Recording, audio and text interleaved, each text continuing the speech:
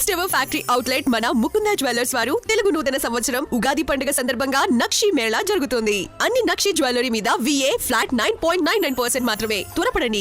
ఈ నెల 27న సీతారామ కళ్యాణం జరగబోతుంది. అయితే భద్రాద్రి ఆలయంలో కూడా సీతారామునికి సంబంధించి కళ్యాణం జరగాల్సి ఉంది. దీనికి సంబంధించి అసలు ఈ సీతారామునికి సంబంధించి కావచ్చు, అదేవిధంగా మరి ఈ కళ్యాణానికి సంబంధించి కావచ్చు, ఈ వివాదానికి సంబంధించి కావచ్చు, ప్రస్తుతం మనతో పాటు మాట్లాడడానికి సీనియర్ జర్నలిస్ట్ అదేవిధంగా విశ్లేషకులు జ్వాలా నరసింహారావు గారు ఉన్నారు. వారితోటి మాట్లాడదాం. సార్ చెప్పండి, ఈ నెల 27న సీతారాముని కళ్యాణం జరగబోతుంది. అయితే భద్రాద్రిలో ఆ కళ్యాణానికి సంబంధించి మరొక వివాదం అనేది కొనసాగుతుంది. ఈ అంశంపైన ఏం మాట్లాడతారు?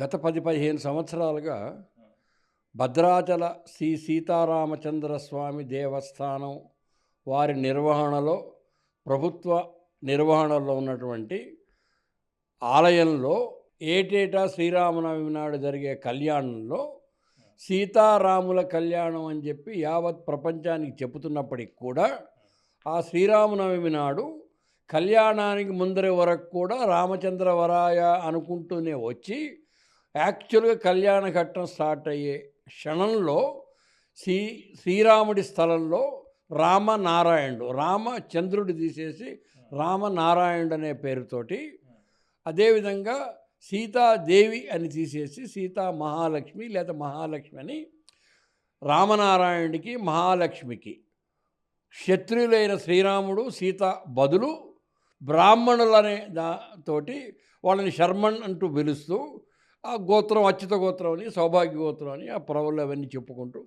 కళ్యాణం జరిపించడం అనేటువంటిది సబబైందని కాదనేటువంటి అభిప్రాయాన్ని పెద్ద అంటే ఈ పురాణాలలో, ఇతిహాసాలలో పాండిత్యం ఉన్నటువంటి ఎంతో మహా పండితులు అందరూ చెప్పారు. ఆ తర్వాత కోర్టుకు వెళ్ళటం ఇవన్నీ జరిగింది. అవి ఏమవుతుంది కోర్టు తర్వాత సంగతి. చట్టం వేరు, ధర్మం వేరు, న్యాయం వేరు, ఇవన్నీ ఉన్నాయి. చట్టం, ధర్మం, న్యాయం అన్నీ కలిసే పోతాయి. ఒకప్పుడు కాకపోయినా ఎక్కడో చోటు కలుస్తాయి.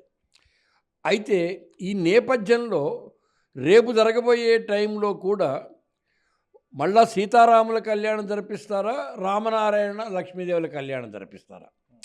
అసలు మన పురాణాలలో, ఇతిహాసాల్లో ఎక్కడ కూడా రామనారాయణుడు అనే దేవుడు ఉన్నట్టు నా పరిమిత జ్ఞానానికి తెలియదు. శ్రీకృష్ణుడు ఉన్నాడు, శ్రీరాముడు ఉన్నాడు, లక్ష్మీ నరసింహస్వామి ఉన్నాడు, వెంకటేశ్వర స్వామి ఉన్నాడు, ఇంకా చాలామంది దేవుళ్ళు ఉన్నారు. కానీ ఎక్కడ రామనారాయణుడు అనే దేవుడు ఉన్నట్టు లేరు. పోనీ రామనారాయణుడు విష్ణువే అంశ అనుకుంటే ఆ విష్ణు అనేటువంటి వాడికి గోత్రం, ప్రవరులు మరి ఉన్నాయా లేవా? ఎందుకంటే ఆయన ఆదిమధ్యాంతరహితుడు.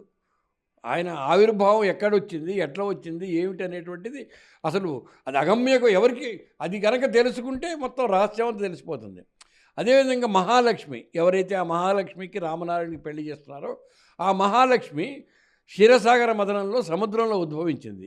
అలా వస్తూనే విష్ణుమూర్తిని చూసి దగ్గరికి వెళ్ళి దండ వేసి నాదానది పెళ్ళి అయిపోయినట్టే అనుకోవాలి. అంతేగాని ఈ తంతులు, వివాహాలు, ఇవన్నీ కార్యక్రమాలు ఏం జరగలేదు.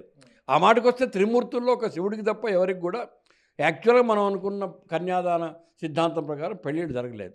ఈ నేపథ్యంలో మానవుడిగా పుట్టిన విష్ణు అవతారాలకే పెళ్ళిళ్ళు జరిగినాయి. ఆ అవతారాల్లో ఒకటి శ్రీరాముడి అవతారం. ఆ శ్రీరాముడికి సీతాదేవితో పెళ్లి జరిగింది. సో శ్రీరాముడి గోత్రం అంటే తండ్రి జనక దశరథ మహారాజు గోత్రం, సీతాదేవి గోత్రం అంటే తండ్రి జనక మహారాజు గోత్రం. అయోనిజ అయినా కానీ జనకుడు పెంచాడు అవని. అవి ఉండాలి. ఆ గోత్రాల బదులు క్షత్రియుల బదులు బ్రాహ్మణులు, క్షత్రియుల గోత్రాల బదులు బ్రాహ్మణ గోత్రాలు, ఇవన్నీ ఈ గందరగోళం ప్రజల్లో సృష్టించి ప్రజలు మేము సీతారాముల కళ్యాణానికి వస్తున్నాం అన్న ఆశ కల్పించి, భ్రమ కలిగించి చేయడం మంచిది కాదు. రామనారాయణ లక్ష్మీదేవుల వివాహం జరగాలంటే ఆ పక్కన ఇంకో 2 విగ్రహాలను మంచిగా బ్రహ్మాండంగా చేయించి బ్రహ్మాండంగా దానికి ఆరంభం చేసేసి పక్కన ఇంకో ధ్వజస్తంభం వేసి ఏటేటా ఈ మర్నాడో మూడో నాడో రామనారాయణకి లక్ష్మీదేవికి అంగరంగ వైభవంగా పెళ్లి చేస్తే అందరం పోవచ్చు, అందరం చూడవచ్చు. ఈ డైకాటమీ పోతే బాగుంటుంది, మంచిగుంటే బాగుంటుంది అందరిలాగా నేను ఆశిస్తున్నాను. అసలు రామభద్రుడిగా కొనసాగాల్సినటువంటి పూజా విధానాన్ని రామనారాయణుడిగా ఎందుకని మార్చాల్సి వచ్చింది? మార్చింది ఎవరంటే ఏం చెప్తారు? అవన్నీ నాకు తెలియదండి. అవి ఎందుకు మార్చారు, ఎవరు మార్చారు తెలియదు. మార్చడం పద్ధతి కాదని నేను చెప్పగలుగుతాను. భారతదేశ వ్యాప్తంగా ఎక్కడైనా సరే రాముడికి సీతకి ఈ నెల 27వ తారీఖున కళ్యాణం అనేది జరుగుతుందని చెప్పేసి జ్వాలా నరసింహారావు గారు చెప్తున్నారు. కెమెరా పర్సన్ నరసింహతో కలిసి అనిల్, బిగ్ టీవీ, హైదరాబాద్.